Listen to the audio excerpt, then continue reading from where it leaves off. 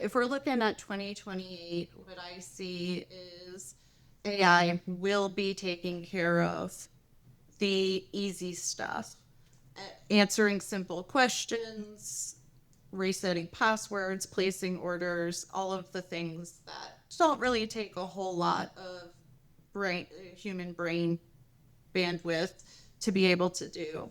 Um, but and I see them.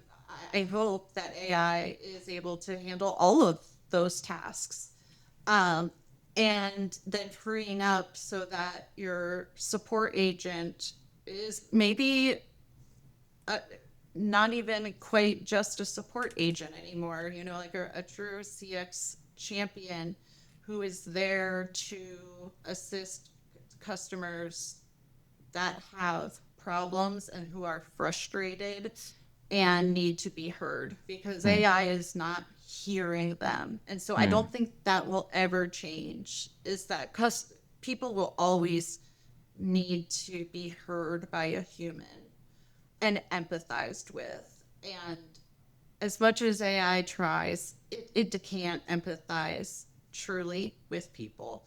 And people feel that. I mean, I use AI all the time. You know, I feel that. Sometimes I'm like, ChatGPT, stop trying to, placate me too much, you know.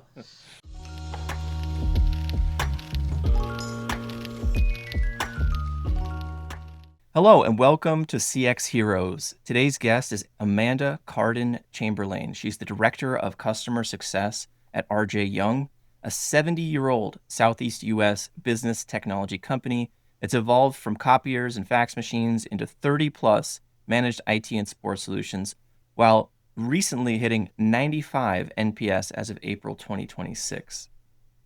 Amanda's career spans an unusually diverse set of industries, from food services and retail through e-commerce at Four Patriots to wine and spirits distribution at Saxco.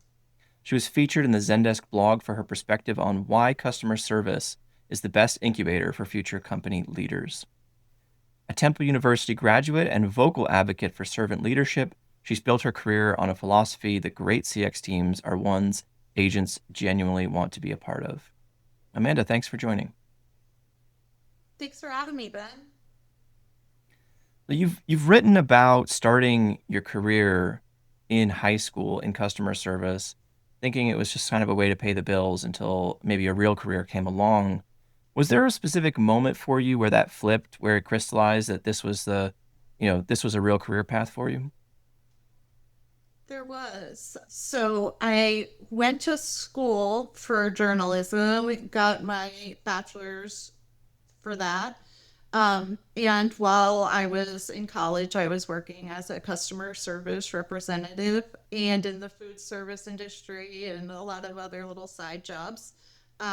Once I graduated, I what became a full-time customer service agent for an e-commerce company. And that really was to pay the bills while I went and found my career in journalism. What made me decide to go down the journalism path was that I found that my passion was in amplifying the voices of people who voices may not be amplified on a regular basis. Mm-hmm. And so where I really get passionate and what really I consider my life purpose in a lot of ways is amplifying voices. And so, as I was working in customer service, I transitioned to a different company when I moved to Florida, and it was smaller. I was still doing the customer service work, taking inbound calls, answering emails, checking on orders. Um, but I had discovered that through a relationship that I had built with a very successful man who worked at that company, who later became my mentor. He had asked one time, "Hey, can you send us the customer feedback that you're receiving in emails about our different, newsletters that are going out?" And so I began collecting that feedback and sharing it out with the director team there. And it became what we would now call the voice of the customer. Back then, I don't think there was a term for it. And I got to grow within that company and really have a voice at the director table in the boardroom. And I found that I was sharing and amplifying the voices of people who may not have been heard by the company. And so I was in that company. I did take a step, and I was a managing editor for a while, which more aligned with my journalism skill set and background. But I ended up coming back into customer service because, and not because I wasn't doing a good job at the managing editing, I was, but because of that opportunity to not just answer phones, not just answer emails, but collect what our customers were saying, share that with the people who were writing that content and creating the product, um, and actually having to do business decisions made based on that voice of the customer. That's when it all kind of clicked with me that this is the path that I wanted to take, because it was aligning that with also the business aspect of things, which I thoroughly enjoy. So yeah, I think that was the moment when I was able to actually see light bulbs go off based on customer feedback and changes being made based on customer feedback, that I felt like this was the path for me. Oh yeah. I think of, the feedback loop, right? That closing the loop that you're describing. And it is so satisfying, isn't it, to see, you know, maybe something that might have been overlooked, somebody's voice that might not have been heard, and then to bring that into the business, to realize the improvement, to see the impact and close the loop, right? Yeah, that's one of the most rewarding experiences that I have, even now, 16, 17 years later. Seeing that happen is one of the most rewarding experiences of all. For sure, yeah. So I mentioned in the introduction, you've been through several different industries over the course of your career. Is there one thread that brings all those things together? Is it this, amplifying the voices piece, or is there something else maybe from your journalism background? That's a really good question. I think no matter the industry, at the end of the day, whether it's B2B or business to consumer, e commerce, um, no matter what it is, customers want to be heard and they need their needs met.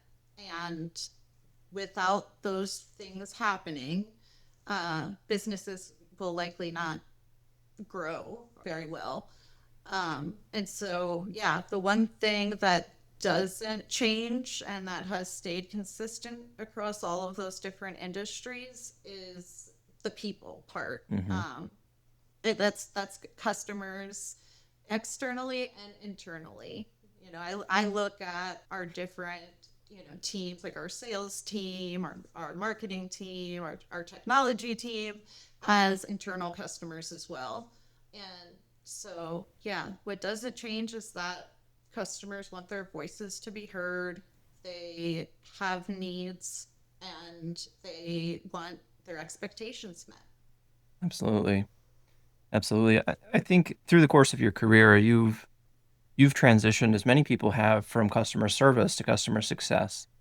And I saw just a post before we hopped on to record today that KCS, Knowledge Centered Service, and the organization behind that are moving towards knowledge centered success as their sort of new approach.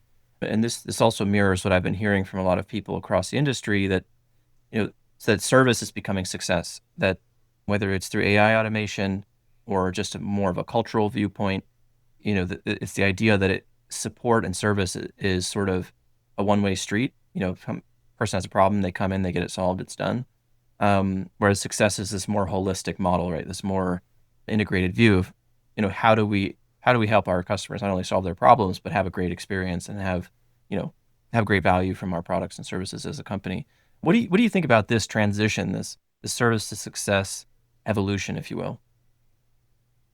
Yeah, I think that's really interesting. The one thing that I've been saying for a while is there's a lot of words that people use, and I think it gets confusing. So for me, and somebody else might have a different perspective, but for me, there's the customer service support model, which is directly supporting customers. They have a problem, you're taking care of that problem and fixing it for them.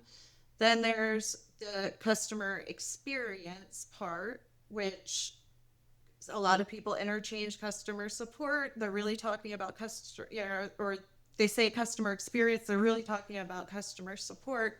Um, and then there's customer success, which is really, in my view, making sure that your customers are set up to be successful with whatever you are selling them.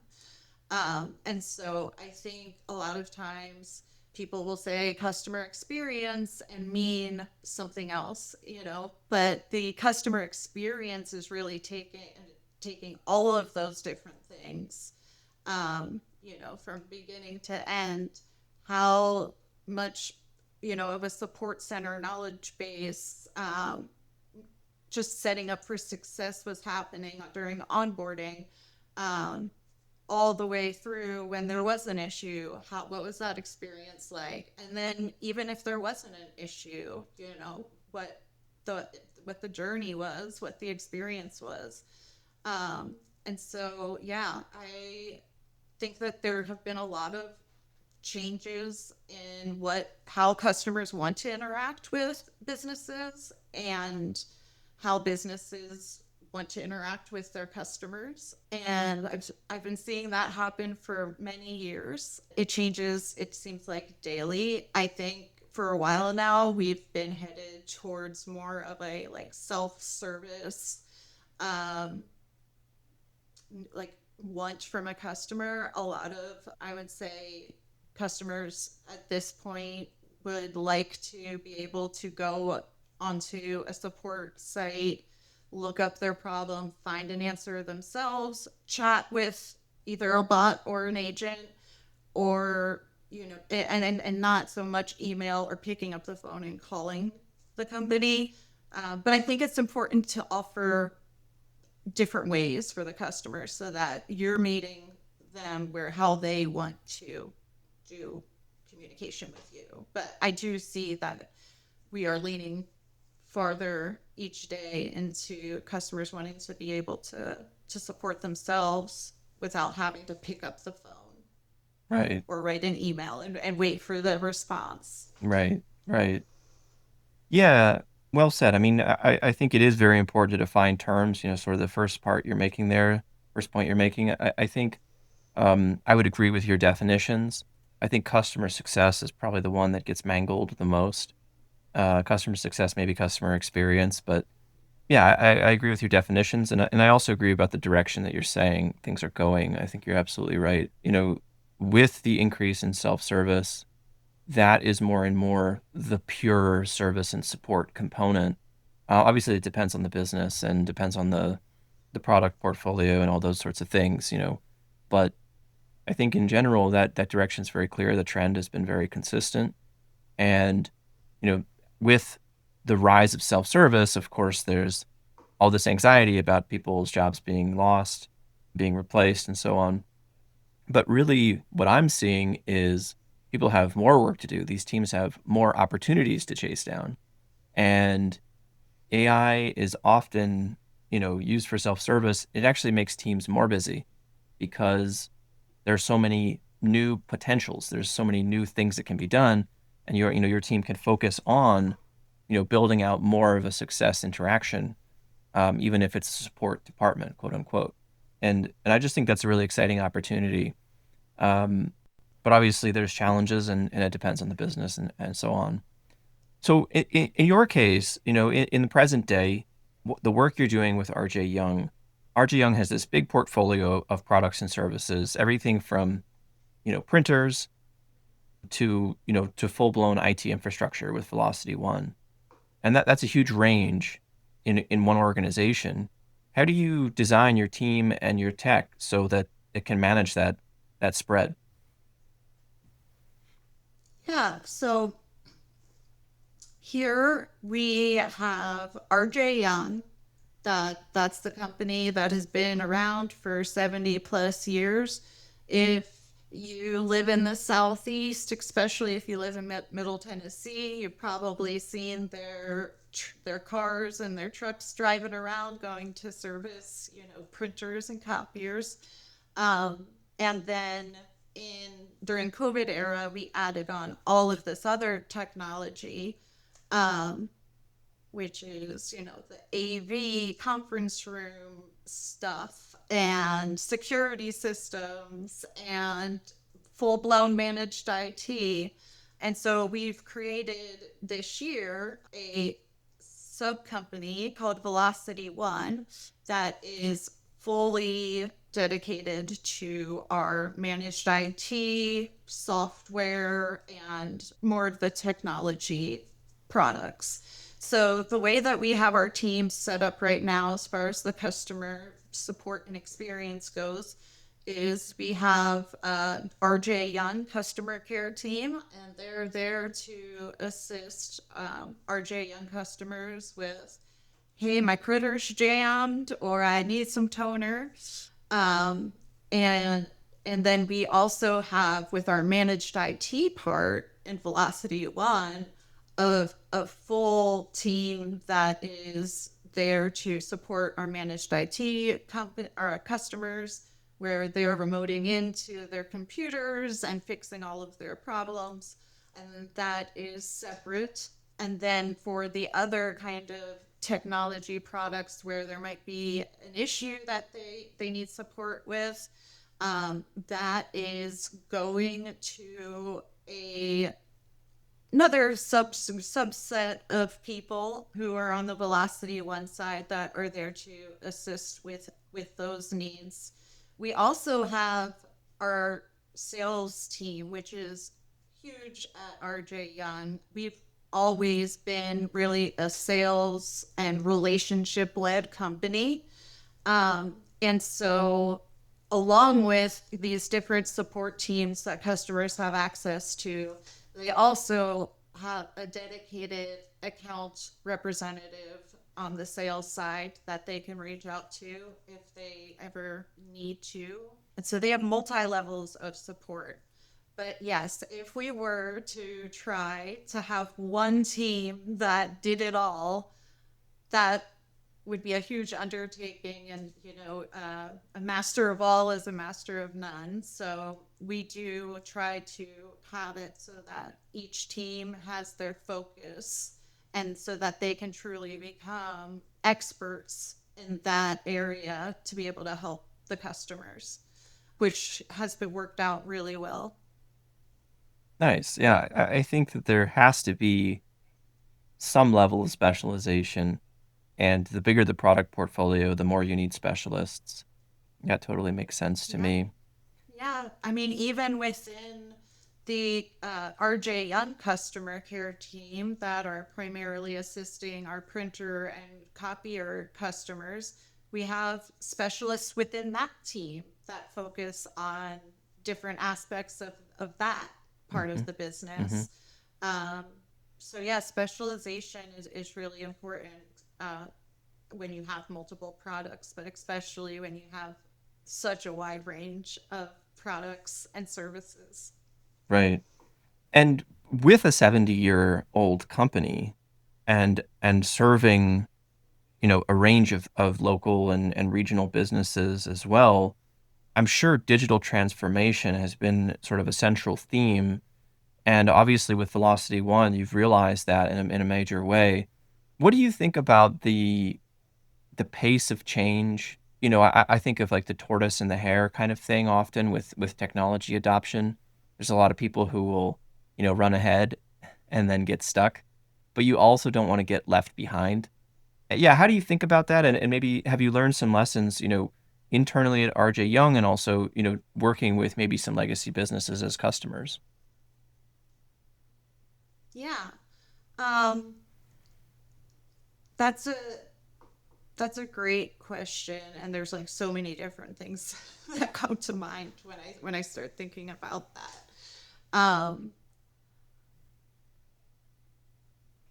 I think with RJ Young specifically, and I want to make sure I'm answering your question correctly. So could you just repeat that question one more time for me? Yeah, so basically there's always new technology being developed. Right now, obviously, the big thing's AI. But if you have technology adoption as a curve, right, and there's some companies that are ahead and some that are behind, and there's a lot that are in the middle.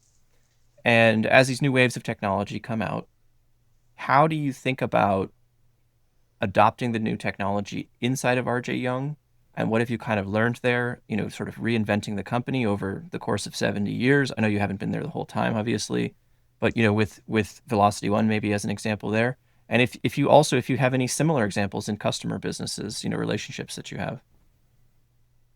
Okay, yes, absolutely. So one of the things that is very important as a customer experience leader is that you are staying up to date on what the latest different technologies are available, um, what the trends are in CX, and there are countless different softwares and companies that can provide different tools or the same solution across, across the board.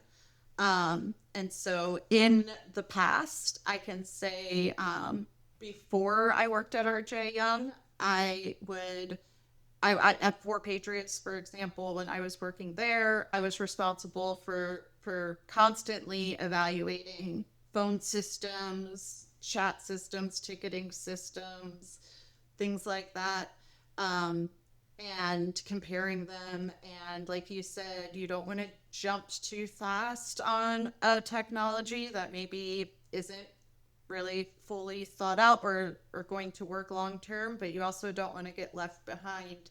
Um, and so at RJ Young's, this is the same situation. We do have some great tech stack in place as far as internally with assisting our customers, but with the rise of AI, we are, I know I'm constantly getting pitched from different people on LinkedIn and in emails. We have this solution that's going to do XYZ. It's going to be amazing. You won't even need humans anymore. And everything is just going to be completely automated and wonderful, and you won't have to do any work. I know that's not true because I've actually done my research and I have worked with AI a little bit with some of my existing systems. As far as our customers go on the Velocity One side, we are offering them tools like that. Hmm. And I, from that side, as far as our customers go, I think they usually are kind of maybe a little bit behind and need to have some of the benefits that our different solutions offer, but maybe they don't fully understand how to use that system. So I think that's where customer success is really important is, I'm going to sell you this business phone system and it could be just left there, figure it out. And that customer may only be using just the basics of it, but to let them know, oh, here's all of the things that it can actually do. Let's talk about what your needs are. And you might not be ready to use all of the different features or AI at this point, but if you need a contact center IVR, or if you just need some of the different aspects of that solution, then we will curate that for you. Mm-hmm. So yeah, I mean, it's constantly evolving, and I have a feeling we might talk about AI a little bit more today. So I'll hold off some of my additional thoughts on that. Well, you know well where this conversation is inevitably going to lead. You know that the topic of AI is everywhere all the time. I find in my life and often in these conversations, because if you look at all the applications of AI from the numbers, the some of the most common are for software development, but also for customer support, service success, customer experience broadly. And so a lot of these new companies, a lot of the existing companies, everybody, as you're well aware, there's a lot of marketing activity and sales activity going on, and a lot of promises being made. And there's where there's smoke, there's fire, right? So there is some level of substance, there is some level of reality to all the AI activity. It's not all hype, but where's that line, right? Is sort of the never-ending question. And so my question for you is, when you're looking at these AI systems, when you're looking at automation, self-service, and layering that in to the existing support operation, what are some examples of places where you found that a human really is needed? We talk about human in the loop, that improvement cycle, having a human in it, reviewing and editing and updating, managing these tools. Yeah, where have you found that humans are really the most helpful? And yeah, I'd love to get your thoughts on that. Yeah. So for any repetitive task that is it's done the same way over and over and over again, I think that's where AI and automations can be the huge benefit. Um, where humans come in, there's a few different places. As far as customers interactions go, anytime that there's an emotional charge or any kind of really emotional charge, I think a human needs to be involved. Right. When it's more complex than just entering an order, resetting a password, or entering a service ticket, you need to have a human there. Otherwise, the customer is either going to be frustrated, not feel like they're being heard, or not be able to get their answers at all.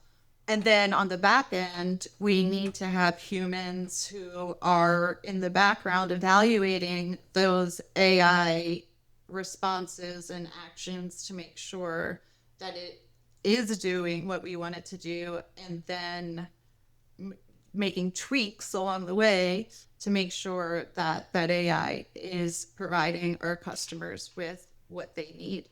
So I don't see currently right now a future, at least at RJ Young, where there will be no humans involved in customer support at all.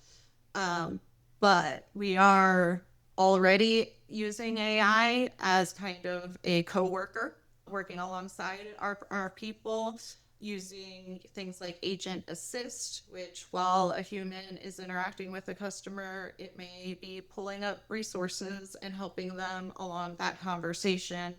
But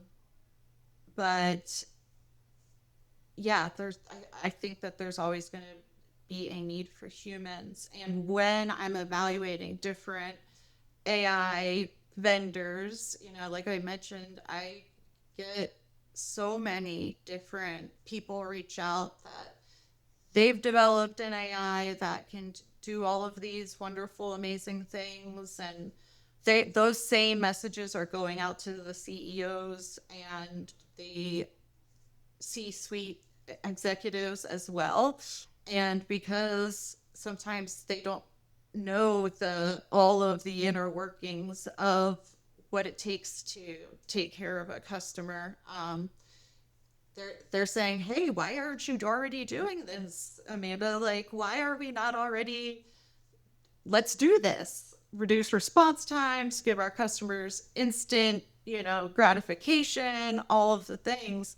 And it's you really have to be very intentional about it, especially right now. And so when I'm evaluating the different AI companies that are coming to me, I'm looking at, hey, tell me about some of your customers that are in my space that you've had success with, and really getting into that. And so, and also anytime really that somebody comes to me with a right off the bat first message pitch of this is going to solve all of your problems, I am not going to believe that, and I'll probably not even look into it. um, so yeah, I think that right now especially it's a really really interesting time because AI is evolving right now at this minute. While we've had this conversation, it's something has changed. um but what I found is that, yeah, those really repetitive tasks that humans don't need to be doing, we don't even want, nobody enjoys doing that, but some people do. But um taking that load off of the team so that customers can get really fast action taken on the easier stuff, freeing up those employees to be available for the more humanistic, really emotional conversations where there's actual problems and there needs to be creative problem solving and outside of the box thinking on how to make it right with the customer. um, that's always going to be a need. And then also having the humans on the back end, making sure that the AI is behaving the way that we want it to, and listening to the customer feedback on how the AI is assisting them as well. Absolutely. Yeah, I mean, you've highlighted a bunch of good use cases as well as pitfalls. Obviously, your experience being on the receiving end of a lot of the marketing and sales activity. And I appreciate the nuance that you're bringing to this conversation. I think there's a lot of people who will just say broad strokes, black and white. It's great or it's terrible. Obviously, the reality is somewhere in the middle there. I think, given the rate of change, which you also highlighted, everything is in flux right now, and that means that a lot of people are hesitant, mistrusting, or at least maybe critical, if not suspicious, of the claims that are being made. I think that's healthy, but at the same time, if there's too much waiting on the sidelines to see how it pans out, then, before you know it, things have moved on without you. So it's tough, and it depends on the organization. It depends on, the customer, the business, and everything. But when you look towards the future, when you look towards where things are going, let's say by 2028, what do you see as coming over the horizon? If you think of maybe sort of sci-fi CX, and what do you think is just going to remain exactly the same as always? I think there will be more AI solutions out there that can integrate with more systems depending on your industry, because that's really important. Is that, there's legacy systems for almost every different industry that you're in. You want to make sure that Right, it will work correctly with those systems. right, um, but yeah, if we're looking at 2028, what I see is AI will be taking care of the easy stuff, answering simple questions, resetting passwords, placing orders, all of the things that don't really take a whole lot of human brain bandwidth to be able to do. Um, but and I see them. I hope that AI is able to handle all of those tasks, um, and then freeing up so that your support agent is maybe uh, not even quite just a support agent anymore. Like a true CX champion who is there to assist customers that have problems and who are frustrated and need to be heard, because AI is not hearing them. And so I don't think that will ever change, is that people will always need to be heard by a human, and empathized with. And as much as AI tries, it can't empathize truly with people. And people feel that. I mean, I use AI all the time. You know, I feel that. Sometimes I'm like, ChatGPT, stop trying to, placate me too much, Yep. But yeah, so that's where I see AI in 2028, hopefully taking over all of the easy, repetitive stuff and freeing up the humans to really take on more of being the listeners, maintaining those relationships, and really working hard on solving the customer's root issue and making sure that they're being heard. Right. I don't see a future that won't be needed. Yeah. And I might be wrong.